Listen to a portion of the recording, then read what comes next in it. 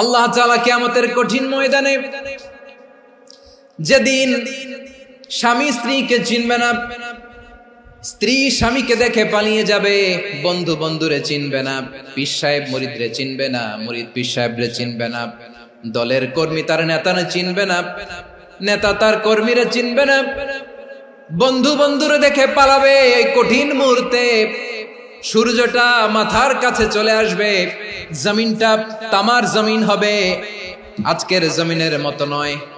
মানুষ ঘর্মাক্ত, ক্লান্ত, শ্রান্ত মাথার মগজগুলো কানের ছিদ্র আর নাকের ছিদ্র দিয়ে বেয়ে বেয়ে পড়বে। বিশ্বনবী ফরমান, কিয়ামতের ওই কঠিন ময়দানে 7 শ্রেণীর ব্যক্তিকে রব্বুল আলামিন তার আরশের নিচে ছায়া দিবেন। তার মধ্যে প্রথম শ্রেণীর ব্যক্তি হলো ইমামুন আদিল, যে ইনসাফের সাথে বিচার করে, যে জাস্টিস সমাজে সার্ভ করে, যে সুশাসন নিশ্চিত করে, ওই ইমামুন আদিল। আদিল শব্দটা বুঝছেন না? ইন্নাল্লাহা ইয়া'মুরু বিল আদল, পাইছেন? আদিল। 7 শ্রেণীর ব্যক্তিকে আল্লাহ তাআলা সুশীতল আরশের নিচে ছায়া দিবেন, যেদিন তার দেয়া ছায়া ছাড়া কোনো ছায়া থাকবে না। এর প্রথম হচ্ছে ইমামুন আদিল, ন্যায়পরায়ণ শাসক। চিল্লায় বলেন সুবহানাল্লাহ। আবার বিশ্বনবী বললেন, ইন্নাল মুকসিতিনা ইনদাল্লাহি আলা মানাবিরা মিন নূর আন ইয়ামিনির রহমান। কিয়ামতের দিন যারা ন্যায় পরায়ণ হিসেবে আল্লাহর সামনে দাঁড়াবে, কিয়ামতের দিন রব্বুল আলামিন তার আরশের ডান দিকে ওই ন্যায় পরায়ণ লোকদের জন্য আরশের ডান দিকে একটা নূরের মিম্বারে তাদেরকে বসার সুযোগ করে দিবে। আল্লাহর আরশের ডান দিকে ন্যায় পরায়ণ লোকদের জন্য আল্লাহ তাআলা নূরের মিম্বার বানাবে। 4টে কেন কথা মনে করেছেন? আল আদাল, জাস্টিস। ইন্নাল্লাহা ইয়া'মুরু বিল আদল। আল্লাহ তাআলা এই আদালতের নির্দেশনা দেন, সুবিচার, সুশাসন। প্রিয় ভাইয়েরা, এটা আমরা বাংলাদেশে চাই কি চাই না? এই যে অরাজকতা, এই যে অন্যায়, এই যে জুলুম, এই যে ইনকনসিস্টেন্সি সমাজের অসঙ্গতির প্রধান কারণ জাস্টিস নাই, সুবিচার নাই, সুশাসন নাই।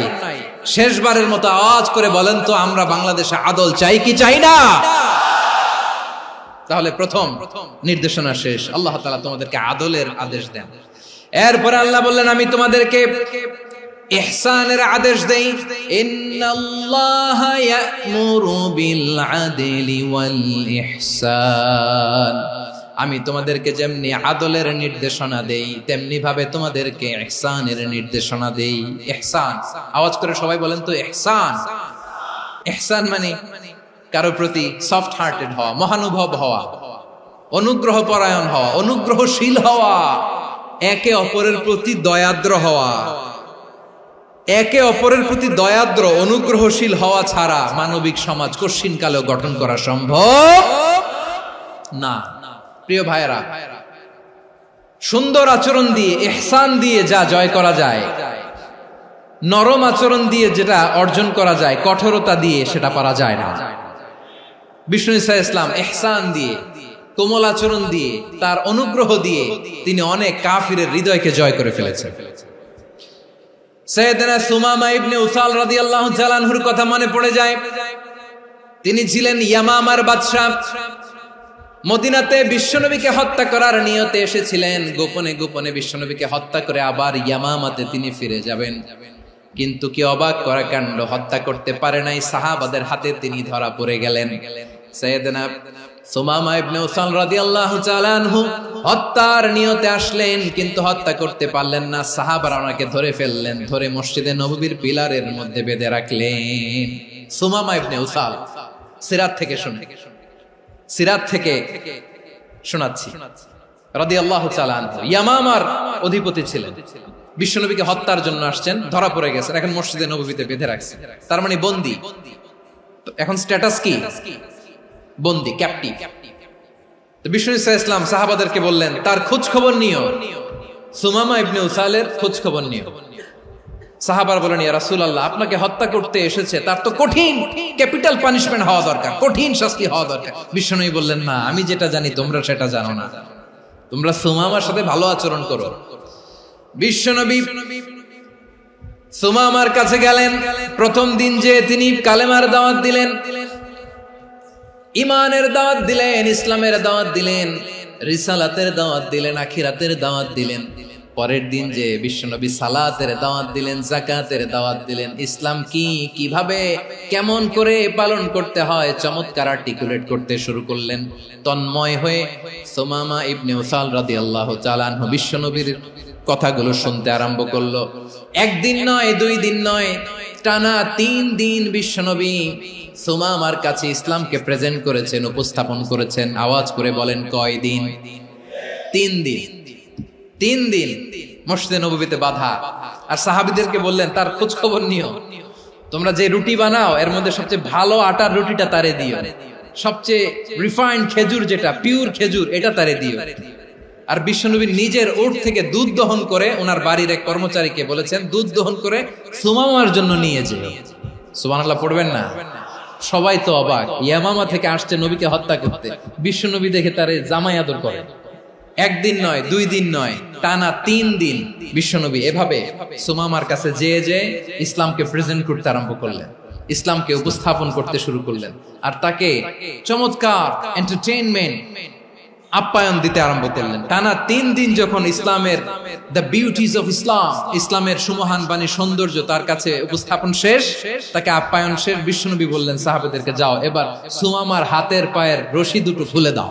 সাহাবারা তর্ক জুড়ে দিলেন, লা ইয়া রাসূলুল্লাহ, এমনটা করবেন না, তো ভয়ঙ্কর, ভয়ঙ্কর খুনি, কি জানি কি হয়ে যায়। বিশ্বনবী বললেন, না, তার হাতে পায়ের রশিগুলো খুলে দাও। সাহাবারা বিশ্বনবীর কথা মতো তার হাতে পায়ের রশিগুলো খুলে দিল। সুমামা মুহূর্তের মধ্যে মসজিদে নববী থেকে বের হয়, ইয়ামামায় ফিরে না যে মসজিদে নববীর পাশে একটা খেজুর বাগান ছিল, সেখানে চলে গেলেন। সেখানে একটা ছোট্ট কুয়া ছিল, কুয়ার পানি দিয়ে তিনি গোসল করলেন। সুবহানাল্লাহ পড়েন। কুয়ার পানি দিয়ে গোসল করে মসজিদে নববীর সামনে এসে বিশ্বনবী এবং সাহাবাদের সামনে দাঁড়িয়ে সাব্বাবা উঁচু করে বললেন, আশহাদু আল্লা ইলাহা ইল্লাল্লাহ ওয়া আশহাদু আন্না মুহাম্মাদান আবদুহু ওয়া রাসূলুহু। আমি সাক্ষ্য দিচ্ছি আল্লাহ ছাড়া কোনো ইলাহ নাই, আর মুহাম্মদ আল্লাহ তাআলার প্রেরিত বান্দা এবং রাসূল। প্রিয় ভাইয়েরা, ইহসান দিয়ে যা জয় করা যায়, কঠোরতা দিয়ে সেটা কঠিনকালেও জয় করা যায় না। আওয়াজ করে বলেন, ঠিক কি না? এবার সুমামা দাঁড়িয়ে বলে, ওগো নবী, আমি তো কালিমা পড়ে মুসলমান হয়ে গেলাম, এবার শোনেন, এই মুহূর্তের আগে আপনার চেহারার চাইতে নিকৃষ্ট কোনো চেহারা আমার কাছে ছিল না, কিন্তু শাহাদা পাঠ করার পরে আপনার চেহারার চাইতে উত্তম শ্রেষ্ঠ কোনো চেহারা আমার কাছে আর নাই। ও নবী, আজকের দিনের আগে ইসলাম ধর্মের চেয়ে নিকৃষ্ট, অপছন্দনীয় কোনো ধর্ম আমার কাছে ছিল না, কিন্তু এই মুহূর্ত থেকে ইসলামের চেয়ে সেরা, শ্রেষ্ঠ, পছন্দনীয় কোনো ধর্ম আমার কাছে নাই। নবী গো, আজকের দিনের আগে মদিনার চাইতে অপছন্দনীয়, নিকৃষ্ট কোনো শহর আমার কাছে ছিল না, কিন্তু এই মুহূর্তের পর থেকে মদিনার চাইতে কোনো শ্রেষ্ঠ শহর আমার জানা নাই। সে ছিল গমের বড় ডিলার, গম বেচতো। কি বেচতো? তার গম কিনে মক্কার লোকেরা রুটি খাইতো। সে ঘোষণা দিল, আজকে থেকে মক্কাবাসীদের জন্য সব গম আমি হারাম করে দিলাম, মক্কাবাসী এখন না খেয়ে মরে। সুবহানাল্লাহ পড়বেন না? মক্কাবাসী বিশ্বনবীর কাছে আসলেন, এসে বললেন, মুহাম্মদ, আমরা তো তোমার ভাই, তোমার চাচা, তোমার ভাতিজা, তোমার আত্মীয়, তুমি সুমামারে বলো সে যেন আবার গমের সাপ্লাই মক্কার জন্য অনুমতি দিয়ে দেয়। বিশ্বনবীর অনুমতি ক্রমে সুমামা আবার মক্কাতে গম পাঠাতে শুরু করলো। পড়েন সুবহানাল্লাহ। ইহসান, ইহসান দিয়ে আপনি যেটা জয় করতে পারবেন, you can win the heart of your enemies. ইহসান দিয়ে আপনি আপনার শত্রুর হৃদয়কে জয় করতে পারবেন। এজন্য আল্লাহ বললেন, ওয়া আনফিকু ফি সাবিলিল্লাহি ওয়া লা তুলকু বিআইদিকুম ইলাত তাহলুকা ওয়া আহসিনু ইন্নাল্লাহা ইউহিব্বুল মুহসিনিন। তোমরা আল্লাহর রাস্তায় দান করবে আর নিজেরা নিজেদেরকে ধ্বংসের হাতে ঠেলে দিও না। তোমরা একে অপরের প্রতি ইহসান করবে, কারণ ইহসানকারীদেরকে আল্লাহ বড় ভালোবাসেন। সুবহানাল্লাহ পড়েন। আবার সূরা রহমানে আল্লাহ বললেন, হাল জাযাউল ইহসানি ইল্লাল ইহসান ফাবিআইয়ি আলা, সবাই পড়েন ফাবিআইয়ি আলাই রাব্বিকুমা তুকাযযিবান।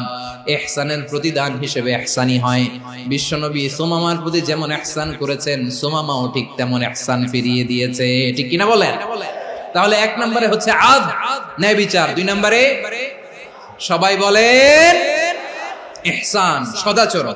ইহসান দুই ধরনের প্রিয় ভাইরা, ইহসান ফিল ইবাদা, ইহসান ফিল মুআমালা। ইহসান ফিল ইবাদা হচ্ছে একাগ্র অনুভবে ইবাদতে ডুব দেওয়া, এর নাম ইবাদতের ইহসান। সুবহানাল্লাহ পড়ুন। বিশ্বনবী বলেন ইহসান মানে কি জানো নাকি? হাদিসে জিবরিলে সাইয়েদনা জিবরিল আলাইহিস সালাম বিশ্বনবীকে বললেন আখবিরনি আনিল ইহসান। নবী আমাদেরকে বলেন ইহসান মানে কি? বিশ্বনবী বললেন আনতা আবুদাল্লাহা কাআন্নাকা তারাহু ফাইন লাম তাকুন তারাহু ফাইন্নাহু ইয়ারাক। ইহসান মানে হলো এমন ভাবে তুমি আল্লাহর সামনে নিজেকে উজাড় করে ইবাদত করবে, তুমি ভাববে তুমি আল্লাহকে দেখতে পাচ্ছ। আর এটা যদি ভাবা তোমার জন্য কঠিন হয়ে যায়, অন্তত এতটুকু তুমি ভাববা যে আল্লাহ তোমাকে দেখতে পাচ্ছেন। ঠিক কিনা বলেন? ও আমার বীর চট্টলার ভাইয়েরা, কেউ যেটা দেখে না সেটা দেখে কে? এই বিশ্বাস হৃদয়ের মধ্যে আছে? নামাজে যখন দাঁড়ান এই ফিলিংসটা আনা যাবে? এসা পর্যন্ত যে আমরা হায়াত পাবো কোনো গ্যারান্টি আছে? সবাই আওয়াজ করে বলেন গ্যারান্টি আছে? গ্যারান্টি নাই। এজন্য বিষ্ণু ইসলাম বলেছে এমন ভাবে নামাজে দাঁড়াও, ইবাদত করো, মনে করো হতে পারে এটাই আমার জীবনের শেষ নামাজ। পারফর্ম দ্য সালাহ as if this is your last and final prayer. এমন ভাবে সালাতে দাঁড়াও, ভাবো হতে পারে এটাই তোমার জীবনের শেষ নামাজ। এমন ভাবে নামাজে দাঁড়াও, ভাবো এটাই শেষ নামাজ। তাহলে নামাজে একাগ্রতা বাড়ায় দিবে কে? ফলে ইবাদতের ইহসান আমাদের অর্জিত হবে। আর মুআমালাতে ইহসান হলো, বিশ্বনবী বলেন ইন্নাল্লাহা তাবারাকা ওয়া তাআলা কাতাবাল ইহসানা আলা কুল্লি শাই ফাইযা কাতালতুম ফাআহসিনুল কিতলা ওয়া ইযা যাবাহতুম ফাআহসিনুয যাবহা ওয়ালিয়ুহিদ্দা আহাদুকুম শাফরাতাহু ওয়ালিয়ুরিহ যাবিহাতাহু। ইহসান দুই ধরনের, আওয়াজ করে বলতে হবে কয় ধরনের? একটা হচ্ছে ইহসান ফিল ইবাদা, ইবাদতে ইহসান। ইবাদতে ইহসান কি? একাগ্র অনুভব দিয়ে ইবাদত করা, মন প্রাণ দিয়ে ইবাদত করা। আর মুআমালাতে ইহসান কি?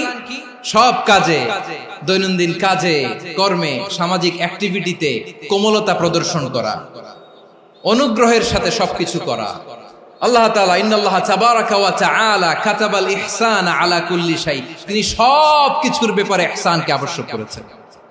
সবকিছু, মুমিনের সব কাজে ইহসানের পরশ থাকবে। ওয়া ইযা কাতালতুম ফাহসিনুল কিতলা, বিষ্ণুই বলেন তুমি যখন কাউকে হত্যা করো ইহসানের সাথে করো। সুবহানাল্লাহ পড়বেন না? যখন হত্যা করো তখনও ইহসানের সাথে। আচ্ছা হত্যা করবো আবার ইহসান আসবে করতে করে তো মেরেই ফেলবো আমি। আল্লাহ, ও ভাই একজন খুন করেছে, খুনি, রাষ্ট্রীয় আইনে তার শাস্তি হয়েছে ডেথ পেনাল্টি, মৃত্যুদণ্ড। এখন মৃত্যুদণ্ড দেখে আপনি যেমনি মন চায় তেমনি মারবেন লোকটারে? ওর নাক কেটে ফেলতে পারবেন? ওর কান কাটতে পারবেন? ওর চোখ উপড়ে ফেলতে পারবেন আপনি? যেমন মন চায় তার অঙ্গহানি করা যাবে না। ইহসানের সাথে তাকে হত্যা করো। সুবহানাল্লাহ, this is Islam, this is the true essence of Islam. ওয়া ইযা যাবাহতুম ফাহসিনুয যাবহা, যখন জবাই করবে তখনও ইহসানের সাথে জবাই করো। করব জবাই, ওইখানেও নাকি ইহসান। আচ্ছা কুরবানির দিন আমরা পশুগুলোরে কি করি বলেন সবাই আওয়াজ করে? জবাই। জবাই মানে তো এটারে মেরেই ফেলতেছি, একটু পরে তো টুকরো টুকরো করে গোশতগুলো খাবো, এটা তো খাবো, এটা তো মেরেই ফেলবো। বিষ্ণু বলে না, জবের মধ্যেও মুমিনের জবের ভেতরেও ইহসানের পরশ থাকা চাই। যখন জবাই করবে প্রাণীটাকে হাত পা টাইট করে বেঁধে নাও, ছুরিটাকে শার্পেন করে নাও, ধারালো করে নাও, যাতে অল্প সময়ে জবাইটা হয়ে যায়, প্রাণীটা যাতে কম কষ্ট পায়। সুবহানাল্লাহ পড়ে। দিস ইজ কল্ড ইহসান। আল্লাহ তাআলা যেমনি আদলের আদেশ করেছেন, ন্যায় বিচার, জাস্টিস এনশিওর করতে বলেছেন, সমাজে ইহসানের ব্যবহার, ইহসানের অনুশীলন তিনি করতে বলেছেন। এজন্য মুমিনের প্রতিটি কাজে, আমার চট্টগ্রামের ভাইয়েরা আমার দিকে তাকান, খেয়াল করে শুনুন, মুমিন জীবনের প্রতিটি কাজে ইহসানের পরশ থাকা চাই। আমরা যেন আমাদের পরিবারের প্রতি ইহসান করি, আমরা যেন আমাদের কর্মচারীদের প্রতি ইহসান করি, আমরা যেন আমাদের কলিগদের প্রতি ইহসান করি, আমরা যেন আমাদের ভাইদের প্রতি ইহসান করি। মুমিন জীবনের প্রতি কাজে ইহসানের পরশ থাকার দরকার আছে না নাই? কথা বুঝতে পেরেছেন? তাহলে আল্লাহ তাআলার তিনটা আদেশ ছিল, কয়টা গেল? প্রথমে কি ছিল? আদল। 2 নম্বরে, 3 নম্বরে রব্বুল আলামিন বললেন ওয়া ইতাইদিল কুরবা, নিকটাত্মীয়দেরকে দান করো। নিকট আত্মীয়দেরকে দাও, যারা তোমাদের ব্লাড কানেকশনের আত্মীয় তাদেরকে তোমরা দাও। এখানে জেনারেলি বললেন দাও, কি দিব সেটা তিনি এখানে বলেন নাই, সেটা তিনি সূরাতুল ইসরার মধ্যে বলেছেন। আল্লাহ বলেন ওয়া আতিযাল কুরবা হাক্কাহ, নিকট আত্মীয়দেরকে তাদের অধিকার, তাদের প্রাপ্য তোমরা বুঝিয়ে দাও। দেখেন, একটা শান্তির সমাজ, একটা সমৃদ্ধ সমাজ, একটা মানবিক সমাজ গঠনের জন্য আল্লাহ তাআলা বেশি না, মাত্র 3টা অর্ডার, 3টা ভার্ডিক্ট তিনি জারি করেছেন। 1 নাম্বার সুশাসন, ন্যায় বিচার। 2 নাম্বার ইহসান। 3 নাম্বার নিকটাত্মীয়, যারা কাছের, তোমার ভেরি ক্লোজ রিলেশনশিপে আছে, তাদেরকে দাও। দাও, দিলে বাড়িয়ে দেয় কে? অনেকে দিতে চায় না, কৃপণতা করে। দিলে বাড়ায় দেয় কে? ও মিয়া, মদিনার মধ্যে সবচাইতে গরিব সাহাবী ছিল বেলাল রাদিয়াল্লাহু তাআলা আনহু। ওনার এন্টায়ার অ্যাসেট, সম্পদের পরিমাণ কতদূর জানেন? একটা লুঙ্গি। বেলাল রাদিয়াল্লাহু তাআলা আনহু, ওনার টোটাল ওয়েলথের এস্টিমেশন হচ্ছে মাত্র একটা লুঙ্গি। একটা লুঙ্গি, টোটাল ওয়েলথ এস্টিমেশন, টোটাল সম্পদের পরিমাণ বেলাল রাদিয়াল্লাহু তাআলা আনহুর কি ছিল? ওই বেলাল রাদিয়াল্লাহু তাআলা আনহুকে বিষ্ণু ইসলাম বলেছেন আনফিক ইয়া বেলাল, ও বেলাল তুমিও দাও। ওয়ালা তাখশা মিন যিল আরশি ইখলালা, আরশের অধিপতির তো কোনো ঘাটতি নাই, তুমি দিলে ওই আল্লাহ তোমারে বাড়ায় দিবে। এজন্য আমার প্রিয় ভাইয়েরা, দিলে কমে না, দিলে বাড়ে। অনেকে ধরে রাখে, নতুন কিছু নিতে পারে না, হাত দিয়ে যেটা ধরে রেখেছেন এটা দিয়ে দেন, বড় একটা ধরার সুযোগ পাবেন। জোরে বলেন ঠিক কিনা? রব্বুল আলামিন বললেন 3 নাম্বার আদেশ হলো তোমাদের প্রতি সমাজটারে কেমন করে মানবিক সমাজ, সুন্দর সমাজ গড়বা। 3 নাম্বার আদেশ হলো ওয়া আতিদাল কুরবা হাক্কা, নিকটাত্মীয়দেরকে তাদের প্রাপ্য বুঝিয়ে দাও। এই নিকটাত্মীয়দেরকে তাদের অধিকার বুঝিয়ে দেওয়া, প্রাপ্য বুঝিয়ে দেওয়াতে আমাদের গাফলতি আছে না নাই? অনেকে দেখবেন অনেক আল্লাহওয়ালা, তাহাজ্জুদ গুজার, সেজদা দিতে দিতে কপালে কালো দাগ ফেলে দিছে, সে তার বোনের হকটা আদায় করে নাই, আছে না নাই? অনেক বড় হাজী সাহেব, বিশাল লম্বা দাড়ি, ছেলেরে সব দিয়ে দিছে, মেয়েরে কিছু দেয় নাই, মেয়ের হক আদায় করে নাই, আছে না নাই? এই হাজী সাহেবেরা, এই আল্লাহওয়ালারা কিয়ামতের ময়দানে আটকে যাবে। আপনি অন্যের অধিকার নষ্ট করেছেন, তাদের রাইটস কে ভায়োলেট করেছেন। এজন্য আল্লাহ তাআলা বলেন, কারো অধিকার যদি কেউ নষ্ট করে, ওই সমাজটা মানবিক সমাজ কঠিনকালেও হতে পারে না। এজন্য 3 নম্বর আল্লাহ বললেন ওয়া ইতাইদিল কুরবা, নিকটাত্মীয়দেরকে দাও। কি দিবা? তাদের অধিকার দিয়ে দাও। বোনের অধিকার বুঝিয়ে দাও, মেয়ের অধিকার বুঝিয়ে দাও, ফুফুর অধিকার বুঝিয়ে দাও। দেখবেন অনেক মায়েরা ছেলের পাতে মুরগির রান দেয়, মেয়ের পাতে দেয় মুরগির ঠ্যাং। তো মেয়ের কি মুরগির রান খেতে মনে চায় না? মনে চায় না? এমনটা করা যাবে না। নিকটাত্মীয়দেরকে অধিকার দিয়ে দাও, নিকটাত্মীয়ের সাথে সুসম্পর্ক রাখো। আদেশটা কার? এজন্য প্রিয় ভাইয়েরা, জীবনে যদি বারাকা অর্জন করতে চান, নিকটাত্মীয়দের সাথে সুসম্পর্ক রাখতে হবে, তাদের জন্য উপহার পাঠাতে হবে। বিশ্বনবী বলেন লা ইয়াদখুলুল জান্নাতা কাতে, যে ব্যক্তি আত্মীয়তার সম্পর্ককে ছিন্ন করে দেয়, সে কঠিন কালেও আল্লাহর জান্নাতে ঢুকবে না। আপনি কি এটারে সহজ হাদিস মনে করছেন? এটা সহজ কথা? আপনি ভাবছেন আপনার নামাজ আপনারে বাঁচাতে পারবে, আপনার রোজা বাঁচাতে পারবে, আপনার তাহাজ্জুদ আপনারে বাঁচাতে পারবে? অধিকার নষ্ট করলে কিছুই আপনারে বাঁচাতে পারবে না। এজন্য নিকট আত্মীয়দেরকে দিতে হবে বেশি বেশি। বিশ্বনবী বলেন ইন্না সাদাকাতা আলাল মিসকিনি সাদাকা ওয়া আলা যির রাহিমি ইসনাতান সাদাকাতুন ওয়া সিলা। মিসকিন রে দান করলে শুধু দানের সওয়াব হয়, নিকট আত্মীয়কে দান করলে 2টার সওয়াব হয়, সাদাকার সওয়াব হয়, আবার আত্মীয়তার বন্ধন অটুট রাখার সওয়াব হয়ে যায়। আবার বিশ্বনবী বললেন মান সাররাহু আইয়ুবসাতা লাহু ফি রিজকিহি ওয়া ইনসালাহু ফি আসারিহি ফালইয়াসিল রাহিমা। যে ব্যক্তি তার রিজিকের প্রশস্ততা চায় আর হায়াতে বরকত চায়, সে যেন তার আত্মীয়ের সাথে সুসম্পর্ক রাখে। আমার প্রিয় চট্টলার ভাইয়েরা, আমাদের রিজিক বাড়ুক, এটা আমরা চাই কি চাই না? সবাই চান? হ্যাঁ, আমাদের রিজিকে প্রশস্ততা আসুক, চাই কি চাই না? আমাদের হায়াতে বরকত আসুক, আমরা চাই কি চাই না? এই দুইটা যদি চান তাহলে নিকটাত্মীয়দের সাথে সুসম্পর্ক রাখবেন। পারবেন? তাহলে সমাজটারে মানবিক সমাজ বানায় দিবে কে? তিনটা আদেশ চলে গেল। 1 নম্বরে কি ছিল? 2 নম্বরে, 3 নম্বরে নিকটাত্মীয়দেরকে দান। আল্লাহ তাআলা তিনটা জিনিসের যেমনি আদেশ করেছেন, অনুরূপ ভাবে তিনটা বিষয় তিনি বারণ করেছেন, নিষেধ করেছেন, ওগুলোর কাছেও যাওয়া যাবে। রাব্বুল আলামিন বলেন, ওয়ায়ানহা আনিল ফাহশাই ওয়াল মুনকারি ওয়াল বাগি। আমি যেমনি তিনটি বিষয়ে আদেশ করলাম, অনুরূপ ভাবে তিনটি বিষয়ে বারণ করলাম, নিষেধ করলাম। আমার 1 নাম্বার নিষেধাজ্ঞা হলো অশ্লীলতার প্রতি। ফাহশা, ওয়ায়ানহা আনিল ফাহশা, আল্লাহ তাআলা অশ্লীলতাকে নিষেধ করেছেন। কোন জিনিসকে? সবাই বলুন, কোন জিনিসকে? যত ধরনের, যত টাইপের, যত ক্যাটাগরির অশ্লীলতা হতে পারে সব অশ্লীলতাকে হারাম করেছেন কে? ফাহশা মানে কি? কথায়, কাজে, আচরণে, কমেন্ট, ফেসবুকের কমেন্টসে যত ধরনের নোংরামো আছে, যত ধরনের অশ্লীলতা আছে, এটাকে আরবিতে বলে ফাহশা।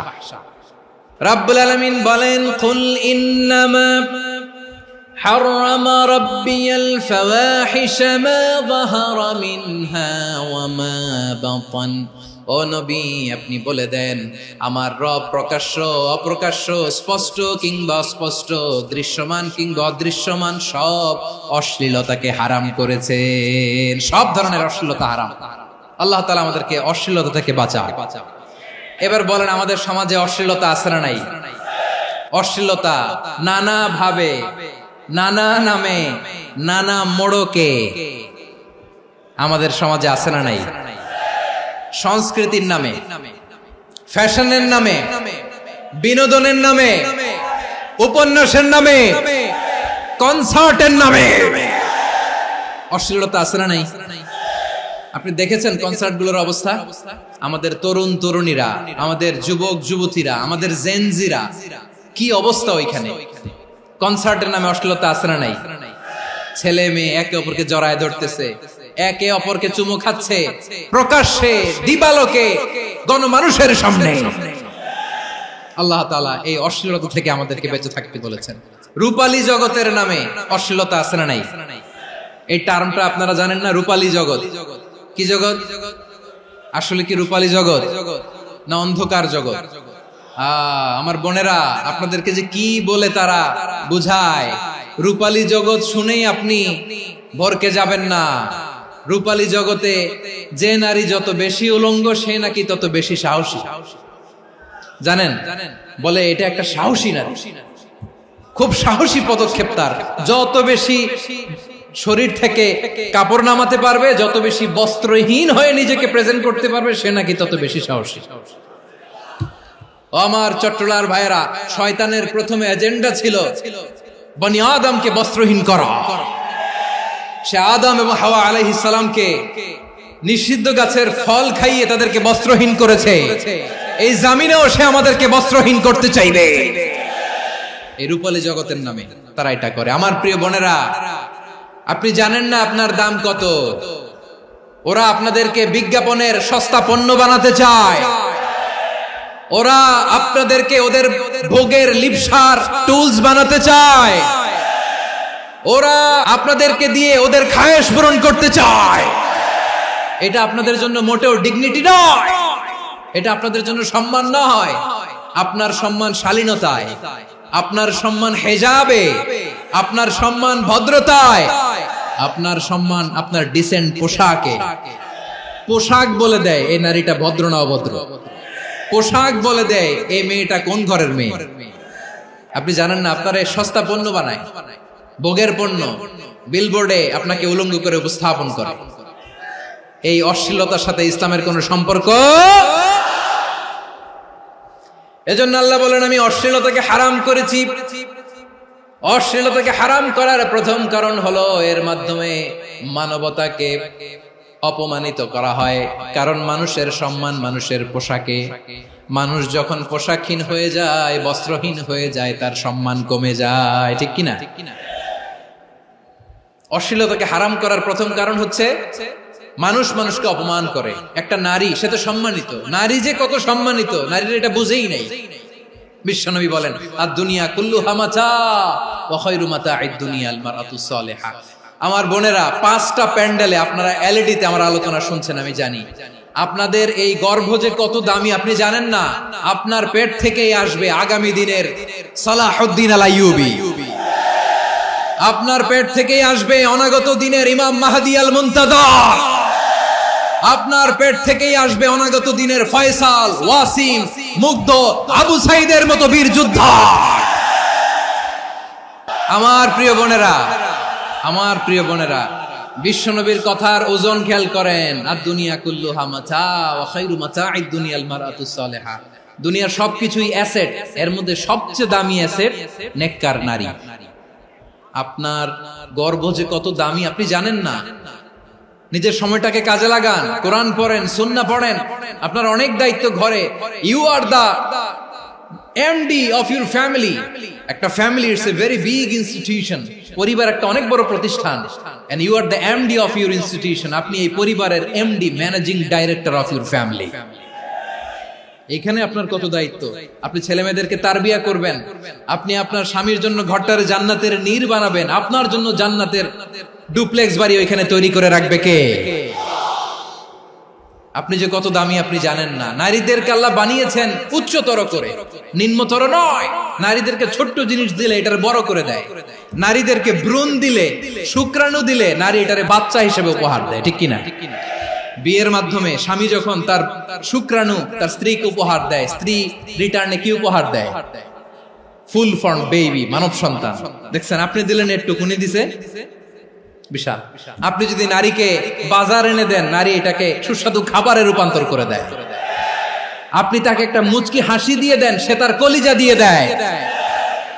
কিন্তু যদি আপনি তার মনে কষ্ট দেন, সে আপনার জীবনকে জাহান্নাম বানায়া দেয়। নারীর মন বুঝতে পারলে নেয়ামত, বুঝতে না পারলে কিয়ামত। আমার প্রিয় বোনেরা, আপনি যে কত দামি আপনি জানেন না। অনেক দামি আপনি। আপনাদেরকে যেন ভোগের সস্তা পণ্য বানাতে না পারে, আপনাদেরকে সচেতন থাকতে হবে। তাহলে কেন আল্লাহ তাআলা এই ফাহশা, অশ্লীলতাকে হারাম করলেন? 1 নাম্বার, এতে হিউম্যান ডিগনিটি কমে। 2 নাম্বার, এতে মানুষের অধিকার নষ্ট হয়। আপনি বিয়ে করেছেন, এরে পরকিয়া করেন, ওর সাথে এরকম আছে না নাই?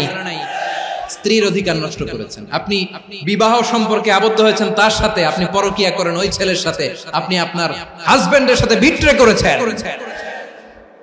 এজন্য আল্লাহ অশ্লীলতাকে হারাম করেছেন। অশ্লীলতাকে হারাম করার আরেকটা কারণ হচ্ছে আল্লাহ তাআলা এই হিউম্যান জেনারেশনকে এটাকে প্রিজার্ভ করতে চায়। হিফজুন নাসল, এটা মাকাসিদুশ শরিয়ার অনেক গুরুত্বপূর্ণ একটা মাকাসিদ, অনেক গুরুত্বপূর্ণ।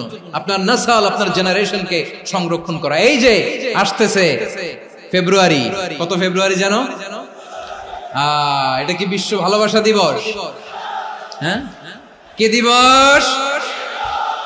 এই বিশ্ব ভালোবাসা দিবসের সাথে মুসলমানদের কোনো সম্পর্ক নাই। আমার প্রিয় ভাইরা, এই যে আপনি অবৈধ সম্পর্কে জড়ালেন, কেন আল্লাহ অশ্লীলতাকে হারাম করেছে দেখেন। বলতেছিলাম যে এটা আপনার নাসল, আপনার জেনারেশন, আপনার লিনিয়েজ, আপনার বংশকে প্রিজার্ভ করা। কে কার বাবা, কে কার মা, বাবা মা জানা, প্রজন্মকে প্রিজার্ভ করা, এটা ইসলাম ওয়াজিব করে দিয়েছে। এই যে অবৈধ সম্পর্কের কারণে, বিশ্ব বেহায়া দিবসের কারণে, এগুলোর আউটকাম, আউটপুট হিসেবে মাঝে মাঝে এই ঢাকা মেডিকেলের ডাস্টবিনে নবজাতকের বাচ্চার কান্নার আওয়াজ শুনতে পাওয়া যায়। চট্টগ্রাম মেডিকেলের ডাস্টবিনে নবজাতকের কান্না শুনতে পাওয়া যায়। বীর চট্টলার মুসলমানেরা বুঝতে পারলে আওয়াজ করে বলেন, এই যে চট্টগ্রাম মেডিকেলে যে নবজাতকটা পাওয়া গেল, ওর বাবাকে আমাকে বলেন, ওর মাকে, ও কোন ফ্যামিলির সন্তান কেউ জানে? আপনি হিউম্যান ডিগনিটিকে অপমান করেছেন না? আপনি তার ভবিষ্যৎকে অন্ধকার করেছেন না? আপনি তার লিনিয়েজকে প্রশ্নবিদ্ধ করে দিয়েছেন না? এই জন্য আল্লাহ তাআলা অশ্লীলতাকে আমাদের জন্য হারাম করে দিয়েছেন। পড়েন সুবহানাল্লাহ। এই জন্য রব্বুল আলামিন বলেন, কুল ইন্নামা হারাম রাব্বিয়াল ফাওয়াহিশা মা যাহারা মিনহা ওয়া মা বাতান। প্রকাশ্য অপ্রকাশ্য সব অশ্লীলতাকে হারাম ঘোষণা করে দিয়েছে কে? আবার দুনিয়ার বুকে যারা অশ্লীলতার প্রসার করে তাদের জন্য শাস্তি মজুদ রেখেছে কে? রব্বুল আলামিন বলেন, ইন্নাল্লাযীনা ইউহিব্বুনা আন তাশিআল ফাহিশাতু ফিল্লাযীনা আমানু লাহুম আযাবুন আলীমুন ফিদ দুনিয়া ওয়াল আখিরাতি ওয়াল্লাহু ইয়ালামু ওয়া আনতুম লা তা'লামুন। নিশ্চয়ই যারা বিশ্বাসীদের মাঝে অশ্লীলতার প্রচার প্রসার করতে চায় তাদের জন্য আমি মর্মন্তুদ শাস্তি প্রস্তুত করে রেখেছি, দুনিয়াতেও রেখেছি, আখিরাতেও রেখেছি। ঘোষণাটা কার? যারা এই নাটকের নামে, সিনেমার নামে, রূপালী জগতের নামে, মুভির নামে, ওটিটি প্ল্যাটফর্মের নামে আমার সমাজে অশ্লীলতা ছড়াতে চায় তাদের জন্য কঠিন মর্মন্তুদ শাস্তি মজুদ রেখে দিয়েছে কে? ও আমার বোনেরা, এখনো আপনি জাগবেন না? এখনো আপনার চিন্তার দুয়ারে এখনো নাড়া পড়ে নাই? ওরা আপনাকে উলঙ্গ বানাতে চায়, ওরা আপনাকে আইটেম গার্ল বানাতে চায়। এজন্য ইসলাম অশ্লীলতাকে হারাম করেছে। হারাম। ইসলাম বলেছে যোজন যোজন দূরে থাকো, ওরা বলে না কাছে আসো, কাছে আসার গল্প, ক্লোজ আপ ওয়ান, কাছে আসার গল্প আছে না নাই? তাহলে অশ্লীলতার সাথে আমাদের কোনো সম্পর্ক? সবাই বলতে পারেননি, আওয়াজ করে বলুন, অশ্লীলতার সাথে আমাদের কোনো সম্পর্ক? আমরা এই সমস্ত ক্লোজ আপ ওয়ান, কাছে আসার গল্পের প্রোগ্রামে যাব? আমরা কোন ধরনের অশ্লীল কন্টেন্ট সোশ্যাল মিডিয়ায়, টিভিতে দেখব? কি যুগ যে আমরা কাটাচ্ছি আপনি কল্পনা করতে পারবেন না। পর্ন ইন্ডাস্ট্রি, নারী পুরুষের বস্ত্রহীন যুগল দৃশ্য, এটাকে দিয়ে ওরা কোটি ডলারের ইন্ডাস্ট্রি বানিয়েছে। পুরো মানব ইতিহাসে এরকম জঘন্য সময় মানব ইতিহাস পার করে না। পর্ন এটা ইন্ডাস্ট্রি হয়ে গেছে। আমাদের এই যুবকগুলো, জেনজিগুলো, ওদের চরিত্র বাঁচাবে কি করে? কেমন করে হেফাজত করবে ওদের এই মূল্যবান চরিত্র? আমার প্রিয় ভাইরা, এই অশ্লীলতার দ্য লেটেস্ট ভার্সন হচ্ছে LGBTQ, শরীফ থেকে শরীফা। শুনছেন আপনারা? দেখতে পুরুষ, আসলেই পুরুষ, সুস্থ একজন পুরুষ, 4 সন্তানের বাবা, বলে আমি মনে মনে নারী। দেখতে নারী, সুস্থ নারী, আসলেই সে দিব্যি একজন নারী, বলে আমি মনে মনে পুরুষ। সবচেয়ে ভয়ঙ্কর অশ্লীলতার সবচাইতে লেটেস্ট ভার্সন হচ্ছে এই ট্রান্সজেন্ডারিজম। সুস্থ পুরুষ তার বায়োলজিক্যাল গ্রোথকে হরমোন দিয়ে স্টপ করে দিয়ে সে সার্জারি করে নারী হতে চায়, সুস্থ নারী পুরুষ হতে চায়। পুরুষ পুরুষের প্রতি সেক্সুয়ালি আকর্ষণ বোধ করে, এটা লূত আলাইহিস সালামের কওমের মধ্যে ছিল। এটাকে আল্লাহ কোরআনে ফাহিশা বলেছেন। ওয়ালুতান ইয قال لقومه أتأتون الفاحشة ما سبقكم بها من أحد من العالمين। লূত আলাইহিস সালাম বললেন, তোমরা কি এমন এক অশ্লীল কার্যক্রমে ডুব দিলে নাকি যেটা গোটা বিশ্বের কেউ কখনো করে নাই, তোমরাই প্রথম করেছো? পড়েন নাউযুবিল্লাহ। এই পশ্চিমের এই রোগ আমার দেশে যেন আসতে না পারে, আমাদের সজাগ থাকতে হবে। প্রিয় ভাইরা, চিল্লায় বলেন ঠিক কি না? পশ্চিমের অবস্থা ভয়ঙ্কর। পাশ্চাত্যে, আমি যুক্তরাষ্ট্রে ছিলাম অনেকদিন, কয়েক মাস, বিভিন্ন স্টেটে ঘুরেছি। গার্ডিয়ানরা উদ্বিগ্ন, ছেলে মেয়েদেরকে, ছোট্ট ছেলে মেয়ে, ওদেরকে জিজ্ঞেস করে, তুমি how do you feel right now inside yourself? তুমি ভিতরে ভিতরে কেমন ফিল করো? তোমার কি ছেলে ছেলে লাগে না মেয়ে মেয়ে লাগে? আচ্ছা বলেন, এই ছোট্ট বাচ্চাটাও কি এগুলো জেন্ডার অ্যাসাইনমেন্ট বলতে এগুলো কিছু বুঝে? এইভাবে মিসগাইড করা হচ্ছে। কৌতূহল বশত ছোট্ট ছেলে যদি বলে আমার তো মেয়ে মেয়ে লাগে, তখন বলে যে না তুমি মেয়ে, ছেলে না। মা বাবা বাধা দিলে ওকে আলাদা গভর্নমেন্ট হাউসে নিয়ে যায়। ভয়ঙ্করতম অবস্থা। আমরা একটা সময় শুনতাম যে হুজুর আমার ছেলেটা খুব ভালো, হাফেজে কোরআন, আল্লাহওয়ালা। হুজুর আমার ছেলে দাড়ি রাখছে, আল্লাহওয়ালা।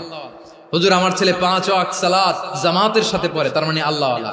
পশ্চিমে যে আমি কি শুনছি জানেন? ওরা বলে হুজুর আমার ছেলেটা ইউনিভার্সিটির একটা মেয়ের সাথে প্রেম করে, ও খুব আল্লাহওয়ালা, হুজুর দোয়া করবেন। এর কারণ ওদের কাছে আল্লাহওয়ালার ক্রাইটেরিয়া হচ্ছে, হুজুর আমার ছেলেটা আরেক ছেলের পছন্দ করে নাই, আমার মেয়েটা আরেক মেয়েকে ভালোবাসে নাই, এজন্য আমার ছেলেটা আল্লাহওয়ালা, হুজুর ওর জন্য একটু দোয়া করে দিয়ে। কি চ্যালেঞ্জ ওরা ফেস করতেছে।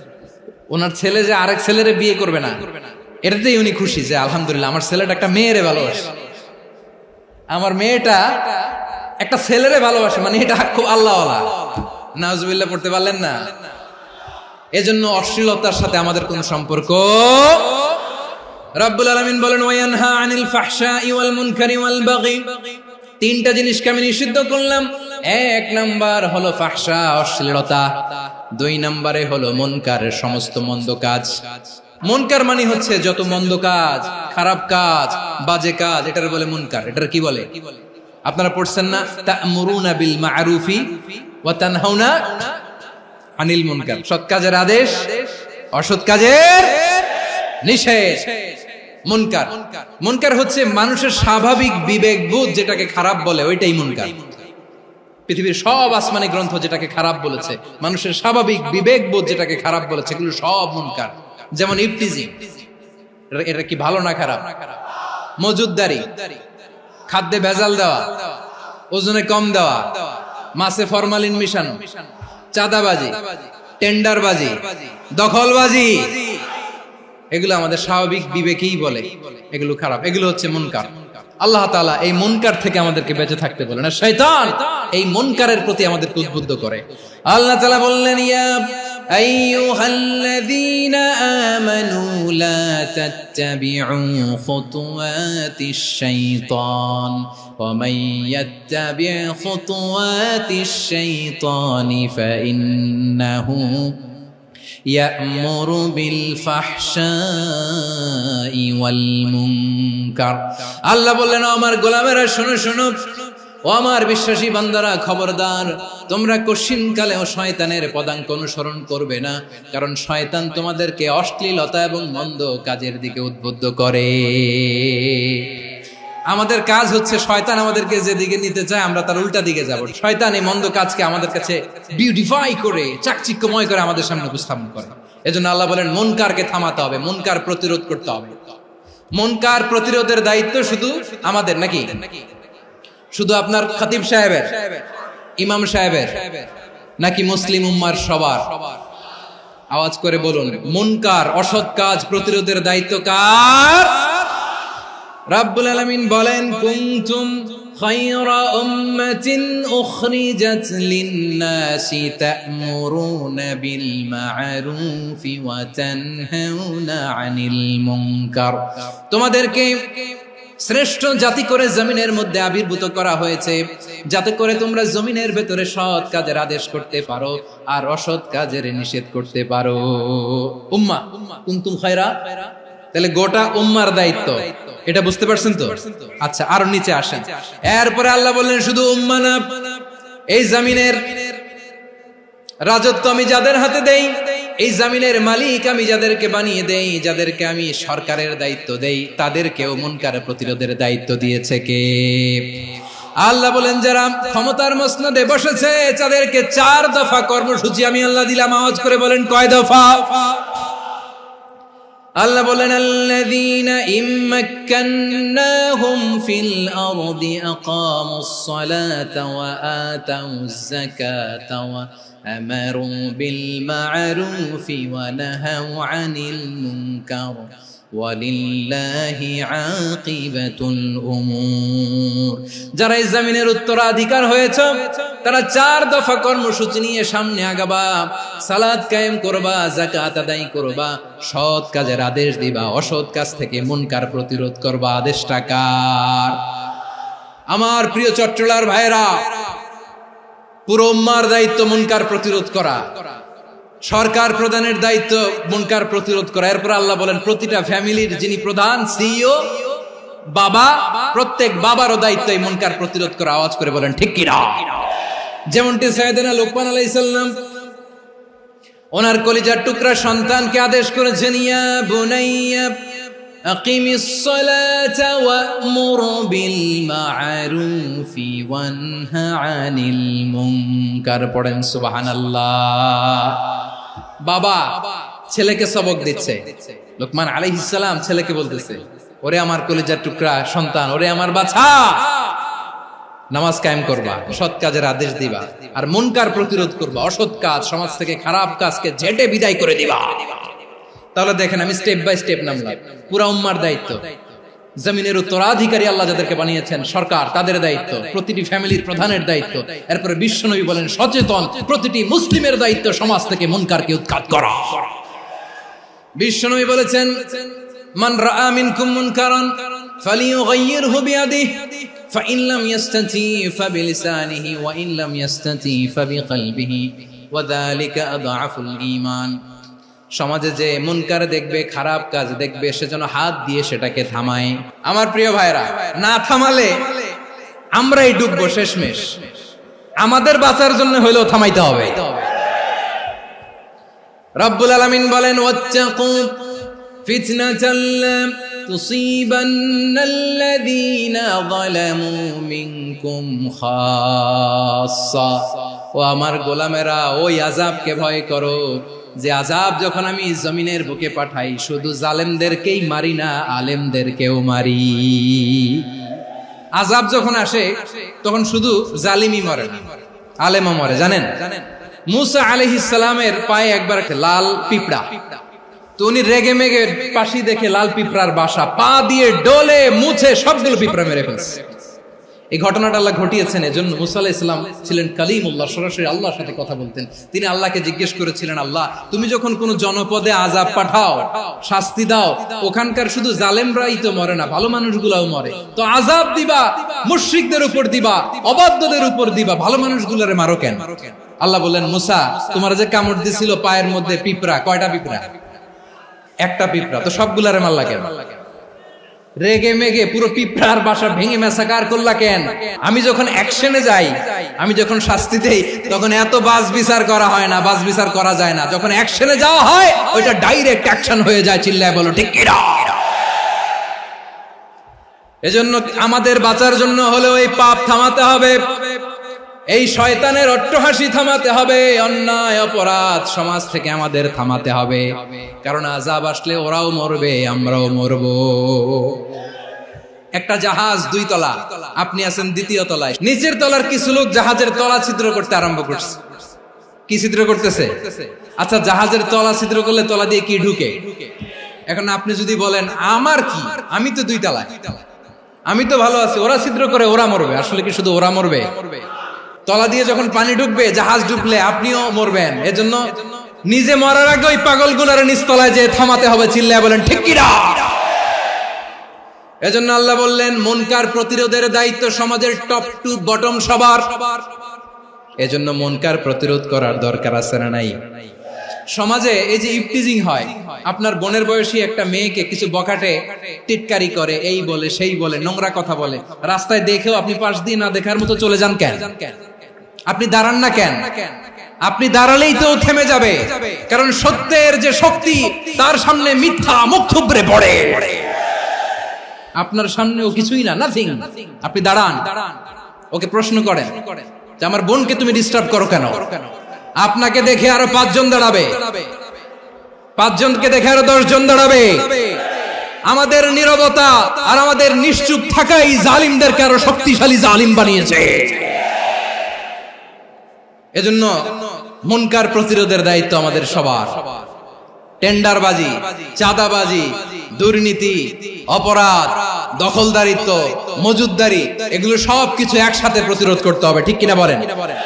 একটা মানবিক সমাজ যদি চাই, প্রতিরোধ করতে হবে। প্রিয় ভাইয়েরা, আল্লাহর শপথ নিয়ে বলি, এই নাসিহাত গুলো সবার জন্য, সব দলের জন্য, সব মতের মানুষের জন্য। আমরা কোনো দলের প্রতি মানুষকে ডাকি না, আমরা ডাকি ইসলামের দিকে। সব দলের, সব মতের, সব মানুষদেরকে আমরা আহ্বান জানাই, আসুন আমরা একটা সুন্দর সমাজ বিনির্মাণ করি। এই যে নতুন বাংলাদেশের এক সুযোগ এসেছে, আর জীবনে হয়তো আসবে না, সামনের 100 বছর এই সময় আসবে না। আসুন দেশটাকে আমরা সাজাই, আসুন আমরা দুর্নীতি বন্ধ করি, আসুন আমরা চাঁদাবাজি বন্ধ করি, আসুন আমরা দখলদারিত্ব বন্ধ করি, আসুন আমরা এক দল আরেক দলকে নিশ্চিহ্ন করার যে রাজনীতি, এটা বন্ধ করি। সব দলের প্রতি আমার আহ্বান, আমরা চাঁদাবাজ মুক্ত বাংলাদেশ চাই, জুলুম মুক্ত বাংলাদেশ চাই, ফ্যাসিজম মুক্ত বাংলাদেশ চাই, গুণ খুন খারাপি মুক্ত বাংলাদেশ চাই, আমরা নতুন ভোরের বাংলাদেশ চাই। ওই বাংলাদেশ পাওয়ার জন্য মুনকার প্রতিরোধে, অন্যায় প্রতিরোধে যদি বাঘের বাচ্চার মতো, আবু সাইদের মতো দুই হাত উঁচু করে বুককে টান টান করে প্রসারিত করে দাঁড়াতে হয়, রাজি আছো মুসলমান? রাব্বুল আলামিন বলেন, ওয়ায়ানহা আনিল ফাহশাই ওয়াল মুনকারি ওয়াল বাগি ইয়াইযুকুম লাআল্লাকুম তাযাক্কারুন। আল্লাহ বললেন, আমি অশ্লীলতাকে নিষেধ করি, আমি সব ধরনের মন্দ কাজকে নিষিদ্ধ করি, সব শেষে আমি সীমা লঙ্ঘনকে তোমাদের জন্য নিষিদ্ধ করি। নিষিদ্ধ করেছেন কয়টা জিনিস? 1 নম্বরে অশ্লীলতা, 2 নম্বরে মুনকার তথা সব মন্দ কাজ, 3 নম্বরে আল বাগি সীমা লঙ্ঘন, ক্রসিং দ্য লিমিট। সীমা লঙ্ঘন করা ভালো না। We all should know our limits. চিল্লায় বলেন ঠিক কিনা? একই আয়াতে আল্লাহ বললেন, কুল ইন্নামা হারামা রাব্বিয়াল ফাওয়াহিশা মা যাহারা মিনহা ওয়া মা বাতানা ওয়াল ইসমা ওয়াল বাগিয়া বিগাইরিল হক। অন্যায় ভাবে যে অবাধ্য হয়, যে সীমা লঙ্ঘন করে, তাদেরকেও আমি এটা হারাম করে দিলাম। সীমা লঙ্ঘন করা হারাম। আল্লাহ বারবার বারবার আমাদেরকে ওয়ার্নিং দেয়। যখন আমরা থামি না তখন আল্লাহ ধরে, আর যখন ধরে তখন ছাড়ে না। ধরে ধরে ধরে না, ধরলে আল্লাহ। ফেরাউনকে কিন্তু হুট করে ধরে নাই, আপনারা জানেন 9 বার ওয়ার্নিং দিয়েছে। ফেরাউনকে আল্লাহ তাআলা ওয়ার্নিং দিয়েছিল কয়বার? রাব্বুল আলামিন বলেন, ওয়ালাকাদ আতাইনা মূসা 9 আয়াতিন বাইয়িনাত। 9টা মুআজিজা দেখিয়েছি, 1 2 3 বারবার এইভাবে রিমাইন্ডার, ওইভাবে রিমাইন্ডার, এইভাবে নসিহত, ওইভাবে দাওয়া। ফাকুলা লাহু কাওলান লাইয়িনা, নরম করে বলো, সফট করে বলো, যত ওয়ে হতে পারে দাওয়া মেথডোলজি। মুসা আলাইহিস সালামের সব অ্যাপ্লাই শেষ, 10ম বারে যে আল্লাহ ধরছে। 10ম বারে যে ধরেছে। এজন্য আল্লাহ বলেন, আমি সীমা লঙ্ঘনকে পছন্দ করি না। কোরআনের অন্য আয়াতে বাগীকে বলা হয়েছে আল ইতিদা। সীমা লঙ্ঘন যারা করে তাদেরকে আল্লাহ বলেছেন মুতাদিন। ওয়াকাতিলু ফি সাবিলিল্লাহিল্লাযীনা ইউকাতিলুনাকুম ওয়া লা তা'তাদু ইন্নাল্লাহা লা ইউহিব্বুল মুতাদিন। আমি সীমা লঙ্ঘনকারীদেরকে কোশ্চিনকালেও পছন্দ করি না। আমরা যেন সীমা লঙ্ঘন না করি, রাজি আছেন তো? যে কোনো ক্ষেত্রে ইবাদতে যেন সীমা লঙ্ঘন না করি। অনেকে আমরা ইবাদতে সীমা লঙ্ঘন করে ফেলি। বিশ্বনবী সাল্লাল্লাহু আলাইহি ওয়াসাল্লাম যেটা শিখিয়েছেন, এর বাইরে যে অতিরিক্ত বুজুর্গ হতে চায়, এরকম আছে না নাই? কোন ক্ষেত্রেই সীমা লঙ্ঘন করা যাবে, এমনকি যুদ্ধ ক্ষেত্রেও না। বিশ্বনবী সাল্লাল্লাহু আলাইহি ওয়াসাল্লাম বলেন, খবরদার যুদ্ধ ক্ষেত্রেও সীমা লঙ্ঘন করো না। কি সুন্দর ইসলাম আমরা পেয়েছি। বিশ্বনবী বলেন, খবরদার যুদ্ধের ময়দানে কোনো নারীর গায়ে হাত তোলো না, কোনো শিশুর গায়ে হাত তোলো না, কোনো গবাদি পশু হত্যা করো না, কোনো শস্য ক্ষেত্র ধ্বংস করো না, ইবাদতরত অন্য ধর্মের কোনো সন্ন্যাসীর গায়ে হাত তোলো না। বলেন সুবহানাল্লাহ। তাহলে আমরা সীমা লঙ্ঘন করতে পারবো? প্রিয় ভাইরা, একটা সুখী, সমৃদ্ধ, শান্তির সমাজ, মানবিক সমাজ যদি আমরা গঠন করতে চাই, আমাদের আল্লাহর দেয়া কয়টা আদেশ মানতে হবে বলেন দেখি? আর বেঁচে থাকতে হবে কয়টা জিনিস থেকে? আল্লাহর আদেশ কি? 1 নাম্বার আদাল, ন্যায়পরায়ণতা। আমরা সুবিচার, সুশাসন, ন্যায় বিচার চাই কি চাই না? 2 নম্বরে কি ছিল? মাশাআল্লাহ, আমরা যেন সবার প্রতি দয়া পরবশ হই, ইহসান করি। 3 নম্বরে কি ছিল? নিকটাত্মীয়দের দান করা, তাদের অধিকার প্রাপ্য বুঝিয়ে দেওয়া। পাশাপাশি 3টা জিনিস থেকে আল্লাহ বারণ করেছেন, নিষেধ করেছেন। তার প্রথমটা ফাহশা, অশ্লীলতা। অশ্লীলতার সাথে আমাদের কোনো সম্পর্ক। 2 নম্বর নিষেধাজ্ঞা কি ছিল? আল মুনকার, সমাজের যত মন্দ কাজ, এগুলোকে আমরা প্রতিরোধ করব। রাজি আছেন তো সবাই? 3 নম্বরে আল বাগী, সীমালঙ্ঘন।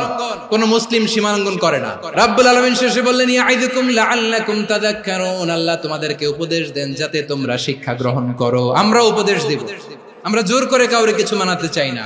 লা ইকরাহা ফিদ্দিন ওয়াযাক্কির ফাইন্না যিকরা তানফাউল মুমিনিন। উপদেশ দিলে এটা মুমিনদের কাজে দেয়।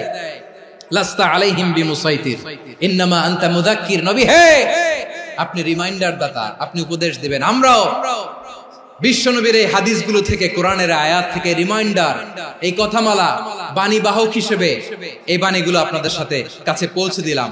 আমরা আল্লাহ তাআলার কাছে প্রার্থনা করি, আল্লাহ আমরা যেন আদল দিয়ে আমাদের সমাজকে গঠন করতে পারি। আল্লাহ আমরা যেন ইহসান করতে পারি, আমরা যেন নিকটাত্মীয়দের দান করতে পারি।